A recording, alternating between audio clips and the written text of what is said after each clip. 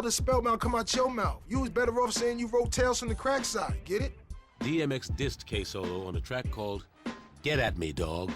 Yo, for real, that nigga K can suck my dick. He invited me to his motherfucking dick, but I'm like this, okay? Jail niggas don't play that suck my dick shit. Yeah, it's violent. I was willing to go out for that one. In fact, I went to the Apollo to see my man.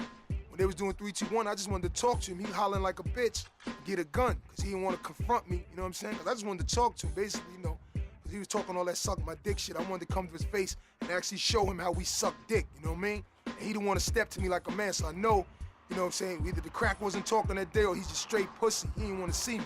That told it all right there. He don't want no parts of Johnny Dangerous. Lie detector prove it all, because me saying it and he saying it, it'll go back and forth. If we bring a lie detector right here, right now, the truth to be out, it'll be a done rap. Okay. You're going to feel the pressure on your arm now. I want you to sit back, relax, look straight ahead, answer all my questions, just yes or no, and try not to move. We'll be finished in approximately 60 seconds. Is your name DMX? No. Is your name K-Solo? Yes.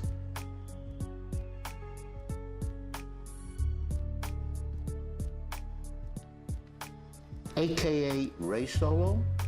No.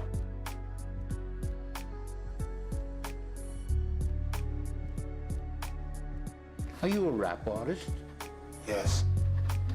Did you spend time in prison with DMX? Yes. Did you have a freestyle battle with DMX in prison? Yes. Did you beat DMX in that battle? Yes. Did you ever lie to your mother? Yes.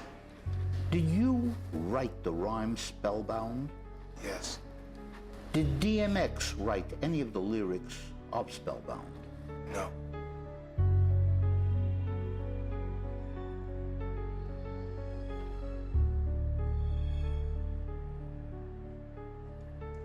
Are you personally the writer of Spellbound? Yes.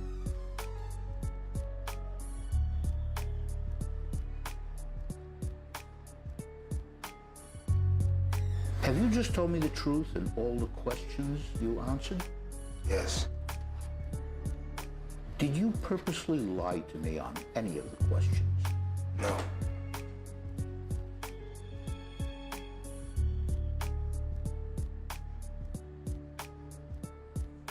Thank you. The test is over. Now let's see how we did.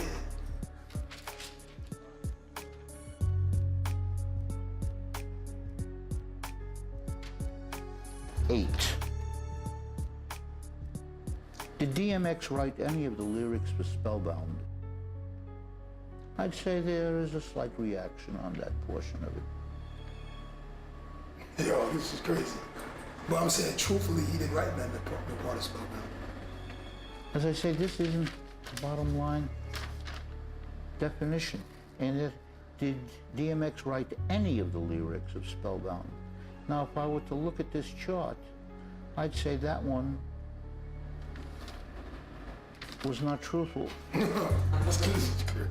With question 8, the only question that provoked a reaction, the test results become difficult to analyze. That's just for a reaction, nerves. Question number 7.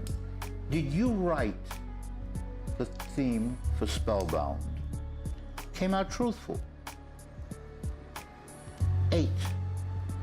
Did DMX write any of the lyrics for Spellbound? You said no,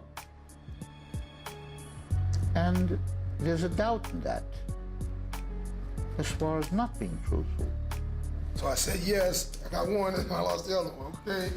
DMX, we 2 for 2. No. Okay. And question number 9, are you the writer of Spellbound? You said yes, and you came out truthful. See ya! He floated through this. There are no really big reactions on this chart. There's some minor reactions. What I usually do prior to a polygraph exam is I offer the subject a cup of coffee, if not two. He thinks I'm being a nice guy, but I'm not really. What I'm trying to do is put more caffeine into him to get better reactions. You need more reaction. I want to wind the person up. I don't want somebody who's totally calm. I want somebody who's uptight. You was hot when you first came out. I came to pee on your parade and put your fucking campfire out. You was no Rough Rider in C Block. You was latex, like say sex. You uncircumcised dick straight off the top. Crackhead, smackhead, wasn't saying shit when I seen him at the Apollo with L, Method, and Red. Didn't even talk, claiming to be the chip off Yonkers walk. But if you keep on fucking around, you gonna be picking your teeth up off the sidewalk. Your shit'll get smashed for no cash. You need more than 101 pit bulls to get me off of your crack ass. Get the fuck out of here, nigga. KRS versus Nelly is a double-edged sword. On one hand, because of the stature of KRS, he is one of the best MCs to ever bless the mic. His track record is untouched.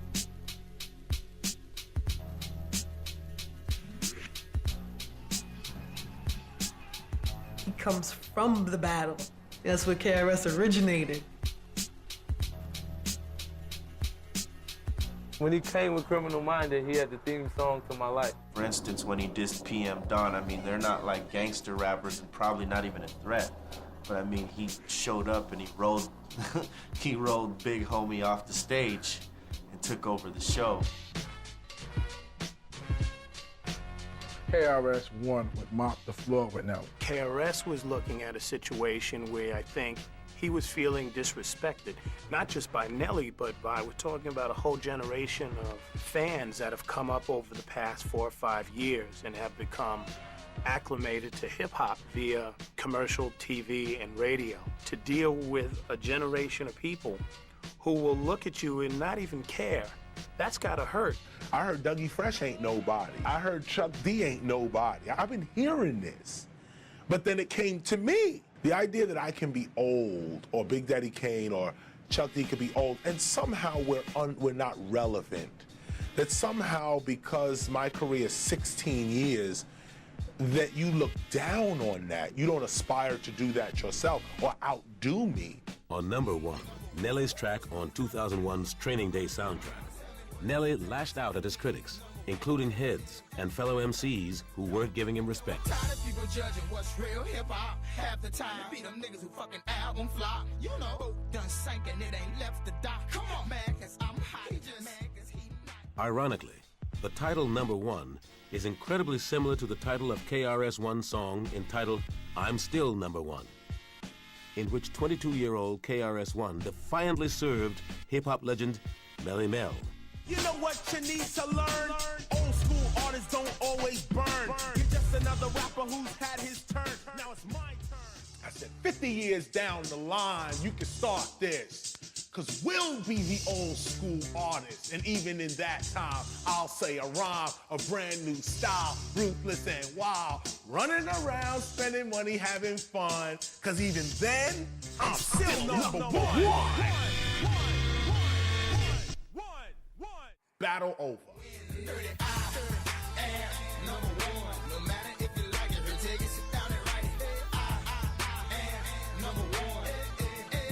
Whether Nelly's comments were directed at him or not, KRS-One felt the need to respond, coming after Nelly on Clear 'Em Out.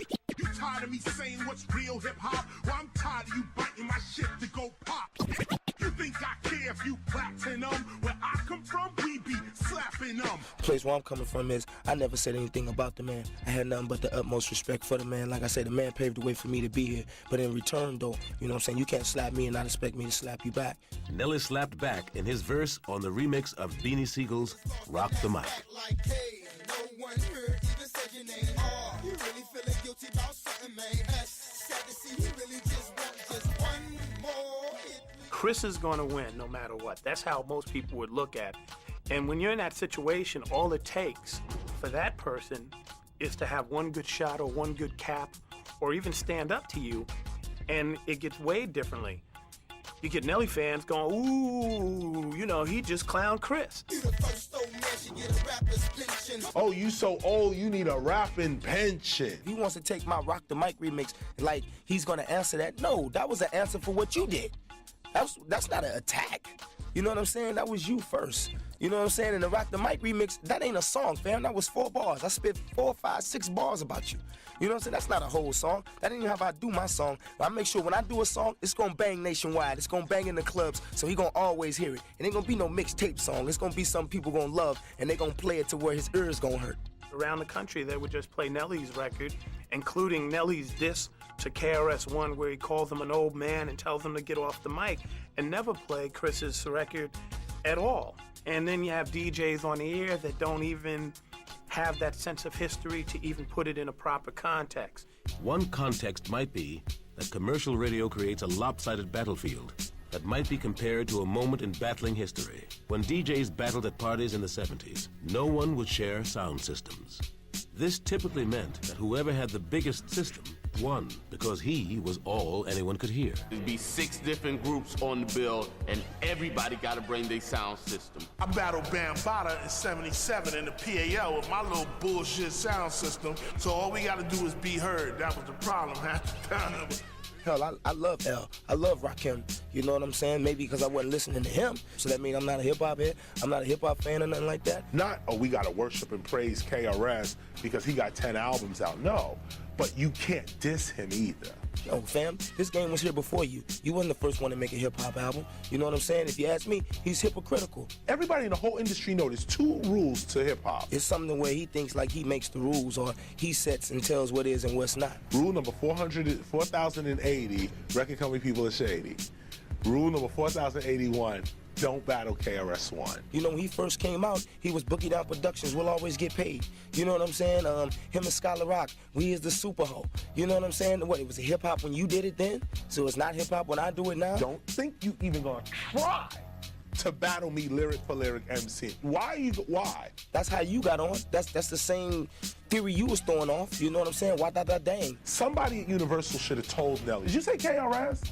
Yeah, I say KRS. Man, that fool trying to get me. Oh, okay, no. I think you need to remix the record because that guy's crazy. You look on the cover of his album, he got on big chains, dookie ropes, watches, him and Scholar Rock, guns and all. You know what I'm saying? That ain't how I do my thing. I've never been on a cover with guns. That's how you set your example. So what, was it hip-hop then? They said, let's put this record out. Let's try to drum up some controversy. No, it's a hypocrite. It's a blatant attack to get back in the game, fam. It's too obvious. If it was really about that, you can call somebody. If you really are the teacher, talk. Call and talk. Now, I can sit here and talk for days and say, look, we must respect each other. We must do this. No, this is your chance to get back in the game. You found an angle to attack. We must do that. But you know what the people respect the most? You ain't for real, and you ain't universal. Your whole style sounds like an NSYNC commercial. Ignoramus, I'm the baddest with the mic apparatus. Challenging the god of rappers' madness. I'll snatch your status. With these others looking at Billboard, you can stop them. But I got enough albums to make my own top 10. It ain't no mystery. These rappers wanna get with me, but people don't see that. All they hear is stop hitting me. Stop beating me, Chris. You wanna help my career, Nelly? Well, you can help if you don't exist. You got outside entities that will play Nelly all day and never play KRS. You have a fan base and a generation of people who are being fed and being taught hip-hop by corporations who have a very different agenda than what KRS-One had. At the end of The Real Hip Hop Is Over Here, KRS-One called for an all-hip-hop boycott of Nelly's sophomore album, Nellyville. Let me tell you, let's give hip-hop a lift and don't buy Nelly's album on June 25th. You got people that want to back you. That's fine. Every army, every nation has an army with them. You know what I'm saying? I'm just letting them know my army is a lot bigger than his. You know, Nelly has 10 billion fans. If the album sells, then Chris loses. I might have worked with the cats on the corner with the little black radios and so on and so forth, but as far as, you know, a Nelly fan, they wasn't going to stop them from buying Nelly's album. So you're talking about one man who's an MC, who's a hip-hop institution, going against a corporation that has a whole lot, you know, at stake. So by the time Nelly's album came out, he was on like 5 magazine covers, he was on TV.